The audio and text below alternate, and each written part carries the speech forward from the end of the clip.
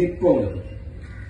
දිට්ඨවලට අපි වෙන් කරපු මුදල වියදම් කරපුවාම ඩොලර් මිලියන 150ක වගේ බහන්න ගින්න වෙනවා. අපි වෙන් කරන්නේ රුපියල් වලින් තමයි කෝටි 50000. හැබැයි රුපියල් වලින් වෙන් කරාට ඒක ඒ බිලියන කෝටි 50000 වැඩ කරන්න යනකොට පිටරටින් බඩු ගේන්න වෙන ඩොලර් මිලියන 150ක වගේ. එතකොට මේ පාරවල් ගොඩනැගිලි හැදෙනකොට මොකද වෙන්නේ? ඩොලර් වැඩිපුර ප්‍රමාණයක් අපිට ඕන වෙනවා. ඒක පැත්තකින් ඉන්ධන මිල ඉහළ ගියා, භාණ්ඩවල මිල ඉහළ ගියා.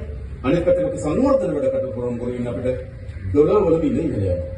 දැන් අපි තීරණයක් ගත්තා රමුක්කන නුවර පාර. මෙතෙක් කරට හැම අධිවේගී මාර්ගයක් හැදුවේ ණයට අරගෙන. අපි රමුක්කන නුවර පාර තීරණයක් ගත්තා ආණ්ඩුවේ සල්ලි වලින් හදන්න. ප්‍රධාන අමාත්‍යවරයා කිව්වා දඹුල්ල කුරුණෑගල අධිවේගී මාර්ගයට ආණ්ඩුවෙන් සල්ලි දෙන්න.